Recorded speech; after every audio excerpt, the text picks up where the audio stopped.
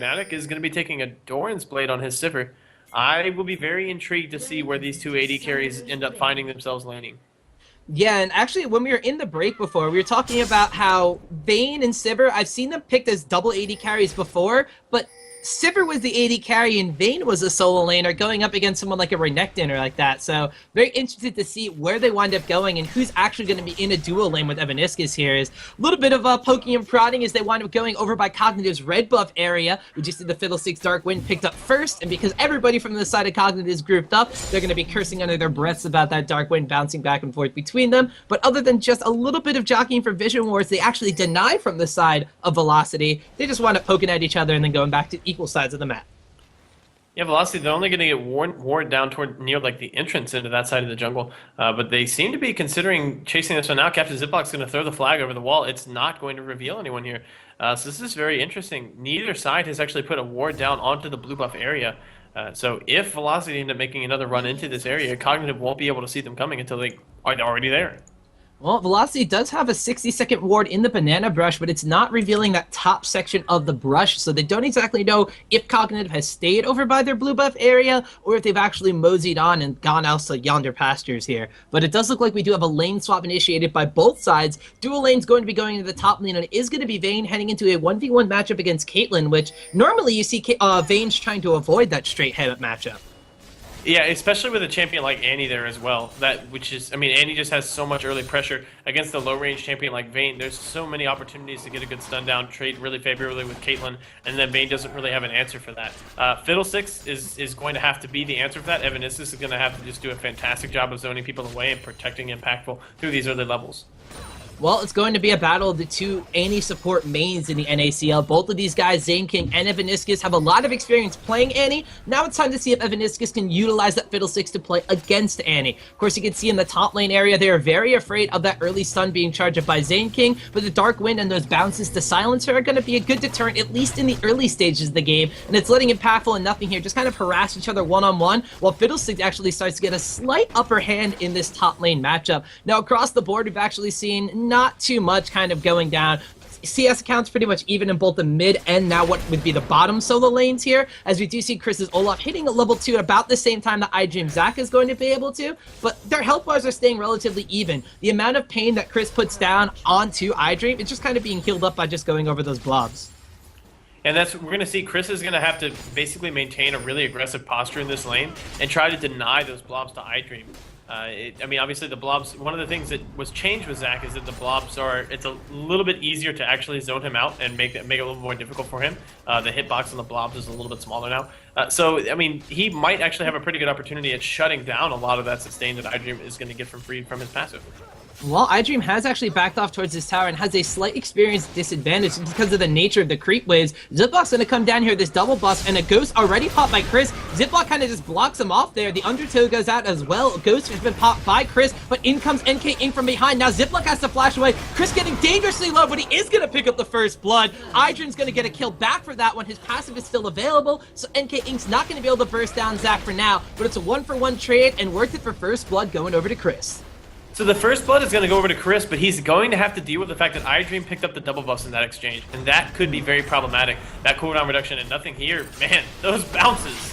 Yeah, actually the bounces. Evaniskus flashing forward, secures the kill on the Nothing Here. Ignite ticking away though. Zaineking's gonna pick up that kill, and now in a 1v1 duel against Impactful. One auto attack, not gonna seal the deal on a kill right there. Impactful has to be very careful of that situation, and it's a 1-for-1 trade in the top lane. The supports wind up going, actually a kill picked up for each support, while the AD carry from the side of Cognitive winds up going down.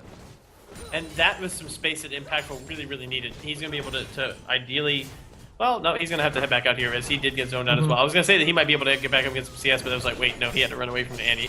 He wasn't even really getting all that much. So the fact that he isn't going to go down, it's not really going to end up meaning as much as Captain Ziploc comes into the mid lane. Yeah, Flash has to be burned by Fragnatic. Zamphira throwing down that minefield, baiting out the spell shield there, so Fragnatic winds up using it to gain some mana back to try to turn around for the kill. Ziploc comes in with a quick flag and drag and burns the Flash away. But it does look like this mid lane matchup so far has been pretty even. The CS counts are relatively the same with actually Zamphira backing off for the time being and giving a little bit of CS towards Fragnatic, but it's kind of just been the power of that Zigs passive that you can't forget about proccing, going up against just the wave clear and shove that Sivir has. see Cris playing extremely aggressively despite the double buffs from iDream, that red buff burning down, but it's not enough to deter Cris. He's just running forward again. Every time he trades with iDream, and now that iDream's under the tower, he can't do it, but he's been very conscientious about stepping forward and squishing every single blob that he has access to, and it's made it, you know, pretty difficult for iDream to actually keep himself in this one. The reckless swing damage has been strong for Cris. Yeah, and Cris doing a really good job of using the harassment even though he's underneath tower from the side of iDream. And iDream went back after that first blood had been picked up. He has the double buffs, yes. He wanted picking up a chain vest, so none of that true damage being mitigated. He doesn't have any health on his side to try to sustain through it. So pretty much it's still being as effective, the harass coming out from Cris, as it had been before that first blood was picked up. And that's gonna be interesting. Like, I'm a little concerned that Cris is trading as much as he is with a champion like Zach, who even if he does kill him, is gonna go into the passive. If he's under the tower, he's gonna be fine. Cris is he's foregoing CS at this point, just trying to zone iDream away as best he can. Yeah, and we'll have to keep our eyes peeled for that one, as Cris does have the double Doran's items in his inventory, as well as a crystalline flask to keep himself nice and sustained. And top lane, it looks like Ziploc went forward a little bit too quickly there. The pink ward went down from Zaineking to clear out the brush, but he was spotted out by the side of Velocity, who immediately reacted and backed up. NK Inc, we can actually see him making a motion over towards that top lane area, and Ziploc being deterred has actually gone all the way back towards his Wraith camp. So there is a ward in the brush in front of NK Inc, but they don't exactly know where he is right now. Nothinghere might want to getting jumped on by a random dragon. He does have the ultimate available. We'll have to see if he does decide to pop the dragon. Instead, actually in the bottom lane, Cris wound up going down to iDream as well, but up back in top lane, Zaineking gets extremely low here as NK Inc tries to chase down onto him. Nothinghere does use a 90 caliber net. They dissuade the aggression here in top lane from Velocity, and like you said, Malfus, that aggression for Cris in the bottom lane kind of bit him in the butt. He was just trying to trade too hard with a champion that has so much more sustain, and eventually the moment came for the all-in, and Zach's all-in, plus, I mean, I believe there was a tower shot involved there for Cris as well. It was just, I mean, he just had more HP. He won the all-in because the other guy's life hit 0 first. And when it comes down to it in the game of League of Legends, that's what it's all about. So iDream, he's still going to have his passive. The double buffs are gone. But at this point, you know, you've got to say that Zach has been an effective pickup thus far. Yeah, and the deceptive amount of damage that the less bounds actually deals, even though Cris isn't necessarily going to be affected by a lot of the crowd control portion of it, he's still going to have to respect the amount of damage that Zach can put down on him with a lot of spell combo. Same thing about respecting damage. They back off for NK Inc there as he wanted to put down a lot of pain on them. At the same exact time, Nothinghere getting aggressed on the Ignite, taking away is not going to pick up a kill. The Ignite down on Impactful forces the flash away, had to condemn Zaineking's Annie back away, and as we see towards the mid lane, Zamphira and Fragnatic going at it. It's pretty much skirmishes all across the board here as Velocity now are trying to contest this blue buff here from the side of Cognitive. They don't want Zig to be able to spam those bombs out. His ultimate does wind up popping. NK Inc goes down low. Cris is going to wind up forcing iDream to go away with that elastic slingshot as the Ignite ticks down. All in all across the board, Velocity forces the smite out of Captain Ziploc, and now it's blue buff that's on Jarvan instead of Zigs. Zigs wants to clear out that brush area though. He is going to have to burn the flash away as Cris and Fragnatic are chasing down on the hunt. Has been popped. The Ignite is ticking away, and Cris tanking up the tower lets Fragnatic get a kill, so they lose the blue buff, but they pick up a kill on the mid lane. Cris, that was very tenuous there. Missed a couple of really crucial axes, but it didn't matter. The On the Hunt gave them enough boost speed that Cris was able to trade enough damage down and get himself back out of the tower very safely there. Velocity, I mean, they had, you know, enough answers, and then basically Zamphira got a little bit too greedy to clear out that blue buff camp as quickly as he did. Flash forward, Cataclysm! Oh, the Flash Cataclysm. Ziploc picks up a kill on the very low HP Cris, and unfortunately can't get out of there without a flash on his side. Fragnatic winds up going down, as well as the rotation coming from the top lane from Cognitive. Picks up 2 kills, but they do wind up losing that tower right there. Alright, so the double buff's now secured on the Captain Ziploc. That did go down once he smited his own blue buff away. As he's stepping forward here, and we'll see, actually, yeah, there's Caitlyn and Annie heading back up to the top lane, so neither team really interested in trying to exercise some dragon control at this point. No dragon control just yet, although the smite is still available for the side of Velocity, but everybody else has gone back that isn't in that top lane, so we are going to wind up seeing Cognitive just be content to do so with Ziploc and iDream, as now Zamphira on the respawn runs down mid lane, and he's coming over as well. NK Inc, he has his flash available, had his Dragon's Ascent available, but he's not going to go and contest it blindly in a potential 3v1 situation. And then this top lane here, I want to stop and talk about this for a second, Malfus, because we saw Caitlyn and Annie come down to that mid lane, and you might think that, oh, okay, she's giving up CS and some tower pressure, but they're so far ahead in that lane, it's 82 compared to 48 CS up there. Absolutely, and this is why you don't like picking Vayne into Caitlyn as far as the laning phase goes. It's just every time you come up to CS, you take so much auto attack harass. And when you put on a champion with 625 range like Annie, you know, that becomes, you have to respect that as well. And then Vayne's typical response is just to tumble in and trade harder than you can trade back, auto attack, tumble, and then condemn you away before you can really trade all that back. Maybe get one auto attack back, but Vayne's come out significantly, significantly ahead of that one. Zaineking's anti-stun disallows that, but there's a flash fear on nothing here. Yeah, flash here from Evaniskus. He gets stunned for his troubles. NK Inc is in the area, as is Captain Ziploc. Zaineking pops the timbers with no stun available. NK Inc picks up a kill for himself. Now in comes the Crow Summer. Pragmatic joins the fray. The bomb and the Cataclysm go off, but it's not enough damage quite yet. Spell shields the ace in the hole. 2 kills for Velocity, 0 so far for the side of Cognitive. The minefield goes down from Zamphira, trying to pick up a kill on the low HP Impactful, but the bombs are not going to find the target in this one. It's a 2-for-0 in favor of Velocity. That's what we were talking about a little bit earlier, about the synergy between Sivir plus champions like Shyvana or Vayne, who just need, you know what, all I really need is a whole lot of move speed, and then I can just kind of run around and kill everyone. And that's exactly what we saw right there. We saw Pragmatic came in down the lane with NK Inc, and the Shyvana was so fast that unless those champions had flash, they weren't going to be able to get away from that one. And even, I mean, neither one of them had flash, so we didn't see, but to be perfectly honest, I think Burnout plus On the Hunt might have even been able to catch up with Zaineking, even if he did flash away. Well, that's what we talked about in Champions, like just the kind of press the buttons and run into the enemy team until they're dead composition coming out from Velocity, and in full force in that top lane, it really shown true on how aggressive they can actually be with it.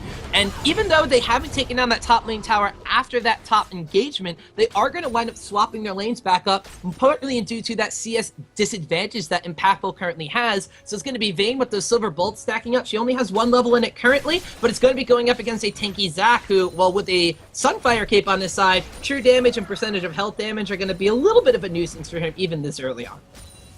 Absolutely, yeah, they're going to have to be a little bit more conscientious of that one. Sunfire Cape done on Zac is, I mean, excellent for his pushing power. I mean, it's really, really strong. You put a Jarvan in there, he's got a lot of consistent DPS, and if you can use that Cataclysm to lock up somebody like a Fiddlestick, then the Zac could very easily pick up a kill with the Let's Bounce.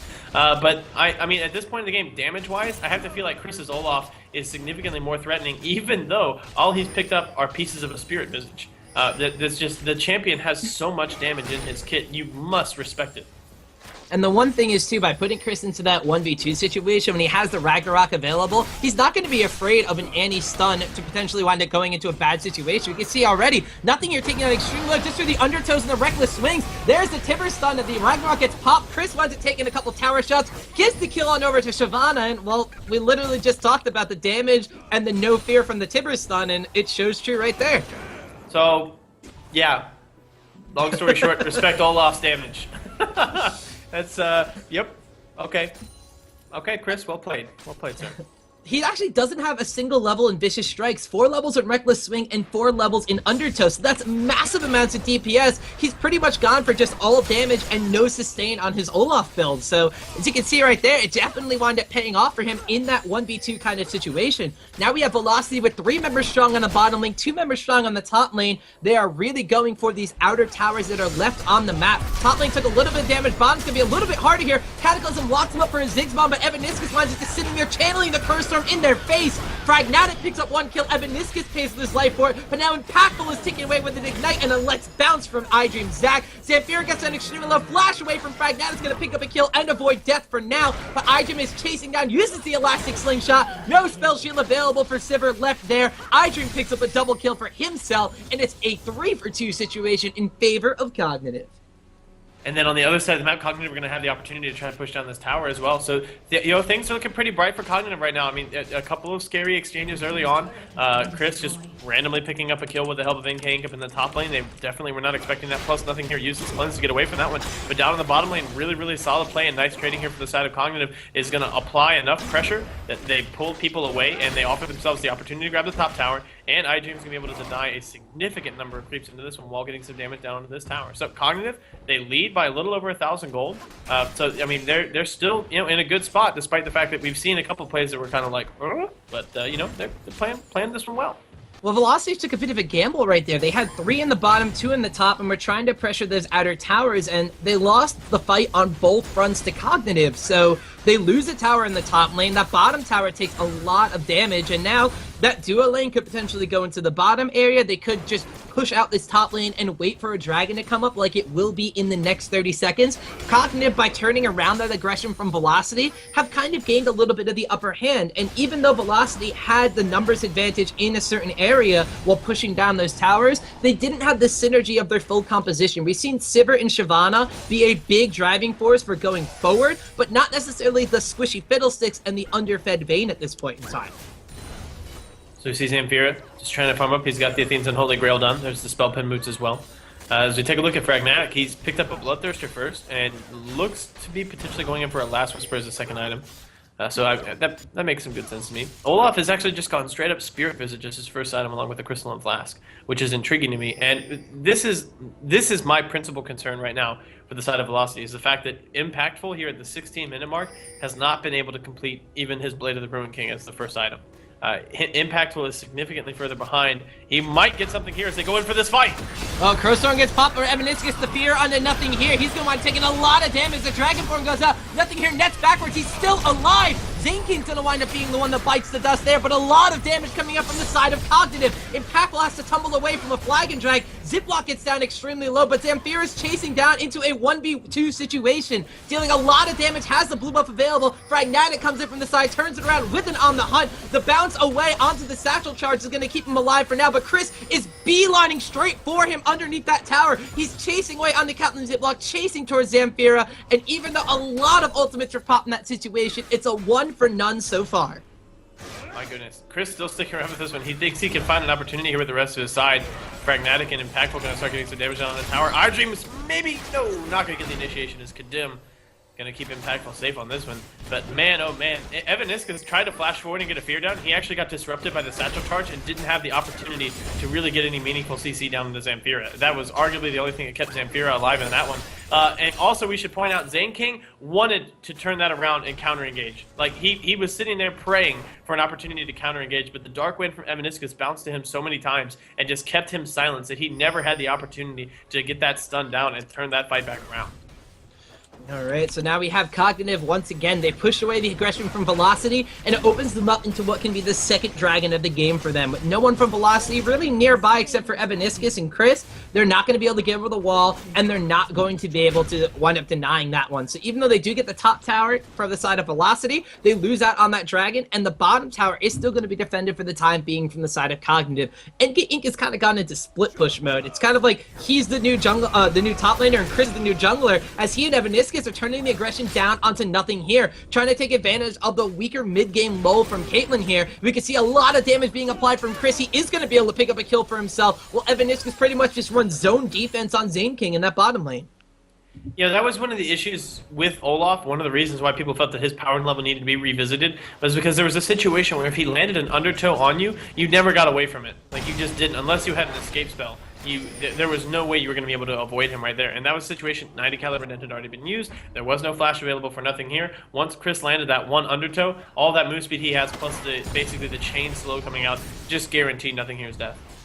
A big old Mega Inferno Bomb deters Velocity from pushing down onto that second bottom tower, where Velocity and the towers that they've gotten have actually started to turn in their favor now. 3 towers compared to 1, but with the double dragons picked up from the side of Cognitive, the gold lead isn't as far ahead as you would think it would be with that big of a tower score. 10 kills on the side of Velocity and 8 only picked up for Cognitive, but the gold differential is only a couple hundred gold in favor of Velocity at this point in time. So Cognitive, they've lost out on a couple opportunities, but they're definitely not out. And I mean, technically, with those outer towers still on the map for Velocity, that's money that have yet to been capitalized on from Cognitive. With a lot of AoE spells, you think that they want to wind up going for these towers, especially with the Caitlyn when that Bloodthirster build. Absolutely, yeah, and really the biggest gap between the two of them is definitely the Caitlyn Vayne. We're going to have to keep an eye on that one. Is thinking, ooh, did he just pop the ultimate for Vision? There's no way. I don't know no way. It might have been for Vision, or it might have been just a little preemptive right there, but they wind up using the Timber, so that's not going to be available for a giant AoE initiation if they continue to siege this tower. However, it can be used to tank up a couple tower shots there, but it looks like that once that Timbers have been popped, Cognitive are a little uncertain of what to do right now. iDream looks like he might be motioning towards that top lane, while a couple members left in this mid lane to continue to siege on this tower. Absolutely, yeah, and you know, Caitlyn, this is where Caitlyn thrives. This is what Caitlyn wants to do, but you have to respect this initiation. Shyvana goes in. Zaineking has no tippers available for the enemy team. In comes Cris as well, and Fragnatic has on the hunt pop. They are scattering them absolutely everywhere. Fiddlestick's Crossstorm is used in the back. Cris goes 1v2 and solos against Nothinghere, but Impactful in the meantime gets taken out by iDream. Evaniskus will pick up a kill on the Captain Ziploc, but he transfers double buffs over to Zamphira at the same time. Cris rejoins the fray now as he and NK are going down onto iDream. Flash away from Zaxxon to keep him alive for the time being. The Undertow lands on him in the brush, and Cris with a lot of HP on his side, but no Ghost is going to slow chase after iDream right here. Zaineking winds up coming around from the side as well as Zamphira, and all in all, it's a 2-for-2 trade in favor of, well, pretty much no one. It was kind of even.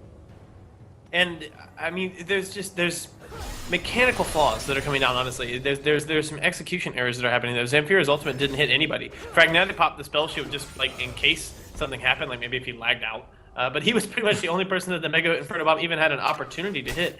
So I mean, I like the team play from Velocity. I like the way that they're splitting these fights off, because right now the story is the top laners, right? Like Cris just went full ham mode 1v2, just chased down the AD carry and just took Nothinghere out of that fight altogether. But then iDream effectively did the same thing. I mean, I believe he only scored 1 kill during that fight, but he was a huge part in at least, you know, one other one that I saw, potentially even both of the other ones that happened there. Yeah, okay. Yeah, I think he already had one of the assists, so just looking at the scoreboard. But I mean, these two are colossal right now. They're the two biggest men on the map, and it's going to be so difficult for either of the teams to really shut down that top laner's presence in the fight. Zach and Olaf have such a strong, persistent damage threat as they continue running around with a Sunfire cape with all of the magic persistent DPS that Zach's capable of, with Cris, you know, consistently able to throw down Reckless Swing, consistently able to throw down Undertows, and deal massive amounts of damage while being completely unpeelable. Well, Cognitive in these fights, a lot of the kills, like you said, they're going over to the side of iDream, and he's become a massive tanky threat on the map, and even though he has surprising amounts of damage, he doesn't have a lot of DPS that you're going to want to get from a Zigs or a Caitlyn on their team. 1-4-1 for Nothinghere is a little bit of an unfortunate side effect to these team fights, whereas on the flip side for Velocity, if you want to think about something positive for them, is a 4-2-3 Sivir. Even though Vayne isn't getting as many kills as she wants, or even the farm that she wants, because they have 2 AD carries on their side, they're still able to dish out a lot of damage in these fights, and even though their big main tanks of NK Inc. and Cris charge into the enemy backline, they have the DPS right now to take out Captain Ziploc, who's the tank, and take out Nothinghere in the process. So in these fights right now, Velocity might be trading a little bit more effectively. Cognitive needs to get some kills on their AD carry, or maybe even just on their mid laner. He has 2 already, so it's not the worst thing in the world, but he is still a couple hundred gold behind Fragnatic in that mid lane matchup, and despite all the CS advantages for Caitlyn, she only has a couple hundred gold over Vayne. Am I allowed to dare to hope that Evaniskus is building a Shirelia's next? Am I allowed to hope that that's happening? Because I really do hope that that's happening right now. I mean, why not? If you're all going to run forward, you might as well get Australia's Reverie to just run forward faster. Evaniskus, though, not going to be able to complete that. If he's going to die, has to flash away there. The Elastic Slingshot came out from iDream, and in the top lane, Nothinghere was AFK farming, and he found himself a wild Shyvana. NK Inc. with that red buff applied. Nothinghere trying to get away, but he's below half HP already. Has to flash away. NK Inc. flashes after him as well. The burnout ticking away, and those icy flames are going to pick up a kill for himself. Mid lane does a giant fight as Evaniskus gets obliterated right there. The tower goes down to Captain Ziploc as well, but double AD carries in the back line, just ripping through the armor that Jarvan has applied. And in the back, surprise, Cris appears, picks up a kill for himself in that backline area. iDream has been forced away. Zaineking has to flash away. He's slowed by Undertow. Another one lands. Cris has a blue buff. Zaineking is not getting away from Olaf this time around. Impactful picks up another kill that he much needs, and that's a complete turnaround, a 4-for-1 across the map in favor of Velocity. I mean, just the Olaf pain train is what got Zaineking caught out there. He even flashed away. If you don't time your flash perfectly, and if you don't find a way to break that line where Olaf is just able to consistently chase you down and pick up his axes again and again and again, you are not getting away from him. That just netted them that extra kill at the end of the fight. And man, NK Inc., I mean, he's a jungle Shyvana who's transitioned into being the guy who's shutting down any split push whatsoever. If he finds a carry alone, he's going to do that to him, as iDream tries to replicate the feat in the bottom lane, and yeah, those 2 AD carries, turns out they have a lot of damage. Yeah, they definitely do, but can they take a 3v2 as Zamphira jumps in and Ziploc is there? There's the Mega Inferno Bomb. It takes down Fragnatic. Spell Shield already used. Evaniskus says take a Dark Wind and try to run Impactful. Taking those auto attacks, trying to kite. Good tumble away from Ziploc's Flag and Drag. He's going to wind up getting away with his life for the time being. Very, very nicely played there, him getting himself away from that one. Potentially on the pre-nerf Jarvan, that might have still gotten caught out. Like, that was really, really close. But he, very, very nice timing on the tumble to get himself away from this one. NK Inc. trying to get a little aggressive on this dragon here. He's going to find Captain Ziploc. Smite War! Smite War! Oh, Ziploc winds up taking that one home as NK Inc. has to pop his ultimate to get over that wall there because he didn't want to be sandwiched by, well, everybody except for iDream for the side of Cognitive. So maybe a little bit of a gutsy play right there. NK Inc. trying to take the dragon for himself being a dragon. Maybe he thought he had a slight edge on that one, but Cognitive wound up taking that one from the side of Velocity. So far they've gotten every single dragon in this game, Malfus. It's 3-0 right now, but the towers are 6-2 in favor of Velocity. Those building objectives still being the objective here for Velocity. I want to compliment Captain Ziploc here. Like, I really do, because NK Inc. has been one of the more on-point junglers as far as objective smite timing, and Captain Ziploc was 2 levels under NK Inc. He was 2 levels below him. That is how much better NK Inc. smite was, and Captain Ziploc was still able to steal that one away. That is not something we see very often, NK Inc. kind of falling asleep on the smite like that. Yeah, and NK Inc. has had, I believe it's been, what, 2 or 3 extremely impressive Baron steals thus far in the NACL? I mean, like, the only one who really rivals NK Inc. would be Nintendo X, who, for some reason, that guy's smite always deals, like, the full HP of Baron. I don't know how, but he always winds up stealing the Baron away on those kind of situations, but keeping his team in the game is Captain Ziploc with that very mighty smite finger for himself, and now it's Cognitive with an Oracle's Elixir on Zaineking. They're walking through their own jungle with caution, using that flag to wind up scouting out where Velocity could potentially be, because vision control is going to be absolutely crucial now. There are no towers left on the map for Cognitive that are outside of their base, which means that everywhere could potentially be a war zone. With so many people that can charge at you or jump over walls, they have to be extremely careful of where they tread. Alright, that sounded like something I got a little bit there, but hopefully everybody can still hear everything that's going on. I'm very intrigued by how the farm is being allotted right now in iDream. Ooh. Value Q though, that Q hit 4 people. Like that's about as much damage as you're gonna get out of that like Stretch Armstrong stuff. That was like a Walmart bargain bin Q right there. He just got 4 for the price of 1. Oh man, but I'm intrigued by how the farm is being distributed in here. They're not funneling that much farm into Vayne. Like, open lanes that are available for split push are getting choked up by, oh, here's the initiation! Zaineking a little too far without the rest of his team, eats the entire Velocity squad as Evaniskus charges over the wall, and Vayne gets a kill on that one. Now it's Cris, once again, he has his sights set on nothing here. iDream is there trying to peel for his AD carry. Is it going to be enough? The Undertow's landing, he is going to save nothing here, but the rest of his team has crumbled under Velocity. It's a 3-for-1 trade in favor of the blue squad right now, and iDream, Zach, and Nothing Here's Caitlyn at very low HP have to back away. Not only do they wind up losing that fight, but with all this vision cleared out for the side of Velocity, they set their eyes on the big Baron Nasher. iDream held his ultimate right until Chris's ultimate faded, so he knew he could actually get the lockup and keep Nothing Here alive. I mean, that was really, really nice time with the knockup there. Was able to get just enough damage down to Cris to keep Nothing Here alive, but in the end, it doesn't matter. I mean, if Nothing Here isn't dealing damage to the team, he's not achieving his role. He's not doing what an AD carry needs to do at this phase of the game. I mean, a Caitlyn with Bloodthirster and Static Shiv needs to be dealing damage to the entire team and needs to be safe while doing so. And the only person she hit that whole fight was Cris. I mean, it was a really, really smart initiation from the side of Velocity. They were able to find a way to get over the wall, take Zaineking out, which is one of the scarier members of that side right now, because if the entire team gets locked up for 1.75 seconds, there's no telling what Zamphira's Zigs is going to be able to do to them in that time. So it's very important that they not allow Zaineking to get one of those beautiful initiations down. But, you know, that said, Cognitive need to be much more careful with their positioning. They need to not get caught out like that. If they find themselves in an actual 5v5 fight, we might be able to see a little bit more of the power that they built for themselves. But as it is right now, Velocity significantly ahead, especially with that Baron buff. Well, that's what we were talking about before. If Cognitive's able to get a big 5v5 AoE team fight, it's definitely going to be in their favor. However, the side of Velocity has so much disruption, so much charge at them pretty much that they're scattering the enemy team and not letting them group up. You can see often, you saw Cris just charging on the Nothing Here every single fight. NK Inc. wanted jumping onto somebody. We can see right here, there's a Shirelia's Reverie pop, there's an On the Hunt pop, and in flies NK Inc. Zaineking just gets absolutely massacred in front of his own base. Fragnatus got the ace in the hole on him, but Cris is just going to block that one up with a very tanky Olaf. Ziploc goes in, but it's a 4v5 situation. Evaniskus over the wall, picks up the kill on the over-aggressive Jarvan. Double kill picked up with that Crowstorm. Let's bounce to Zach, but it's a bounce the heck out of there. Nothing here gets condemned against the wall. He flashes over. NK Inc. picks up the kill for that one. It's a 4-for-0, and Cognitive just can't fight Velocity. The farm for Velocity got distributed such that NK Inc. picked up a lot of the farm that normally would have gone to Impactful. They looked at Impactful and said, you know what? You have Blade of the Ruin King and Phantom Dancer. You're fine. Like, at this point, he's finished up a Last Whisper as well because of how much map control they've been able to take, how many objectives they've been able to grab up, and wow, that's actually going to be the surrender vote here. But because of that, NK Inc. is a terrifying Shyvana. Picking up 4 kills and 8 assists, along with all that farm, allows him to just be really confident to ult the backline and just do whatever he feels like in these fights.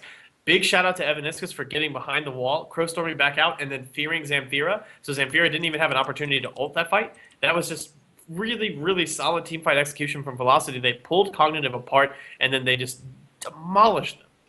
Well, absolutely true to their name. Velocity eSports just charge forward into the enemy team with unstoppable amounts of velocity right there, and they roll over Cognitive for a 30-minute and 30-second victory here to open up Week 6, Day 1 of the NACL. Now, that's only the first game that we have, Malfus. We still got 3 more games left, and the next one's going to be VVV going up against GGLA, and I heard GGLA isn't exactly looking the same these days either. No, yeah, GGLA, another one of the teams that we're going to be seeing another little roster change on. We'll wait until we actually get them into the lobby so that we can talk about that in a little bit more depth. Also, to make sure that I don't misannounce anything, because that's very likely to happen, and I would hate to see that. I would hate to see all of our fine viewers here misinformed. But let's take that. Let's take a quick little break, and then we'll get back.